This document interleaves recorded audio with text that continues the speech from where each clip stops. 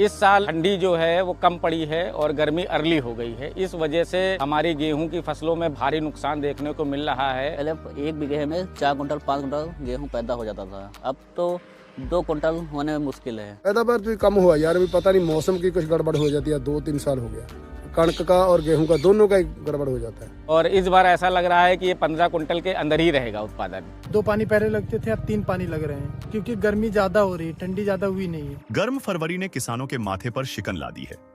उन्हें गेहूं के कम उत्पादन का डर सताने लगा है। मौसम वैज्ञानिकों का भी मानना है कि 2025 फरवरी में तापमान औसत से 5 डिग्री तक ज्यादा रह सकता है, जिसका सीधा असर रब्बी की फसल पर पड़ेगा। यही किसानों की परेशानी की सबसे बड़ी वजह भी है।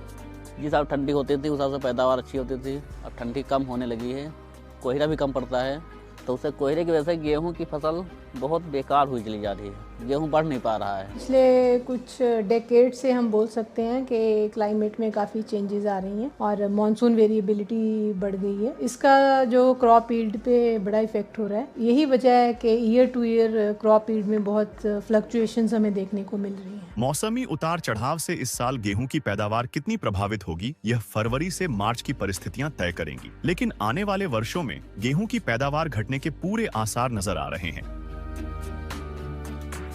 इस साल ठंडी जो है वो कम पड़ी है और गर्मी अर्ली हो गई है। इस वजह से हमारी गेहूं की फसलों में भारी नुकसान देखने को मिल रहा है। पहले 1 बीघे में 4 कुंटल 5 कुंटल गेहूं पैदा हो जाता था, अब तो 2 कुंटल होने में मुश्किल है। पैदावार भी कम हुआ यार, अभी पता नहीं मौसम की कुछ गड़बड़ हो जाती है। 2-3 साल हो गया, कणक का और गेहूं का दोनों का ही गड़बड़ हो जाता है। और इस बार ऐसा लग रहा है कि ये 15 कुंटल के अंदर ही रहेगा उत्पादन। 2 पानी पहले लगते थे, अब 3 पानी लग रहे हैं, क्योंकि गर्मी ज्यादा हो रही है, ठंडी ज्यादा हुई नहीं है। गर्म फरवरी ने किसानों के माथे पर शिकन ला दी है। उन्हें गेहूं के कम उत्पादन का डर सताने लगा है। मौसम वैज्ञानिकों का भी मानना है कि 2025 फरवरी में तापमान औसत से 5 डिग्री तक ज्यादा रह सकता है, जिसका सीधा असर रब्बी की फसल पर पड़ेगा। यही किसानों की परेशानी की सबसे बड़ी वजह भी है।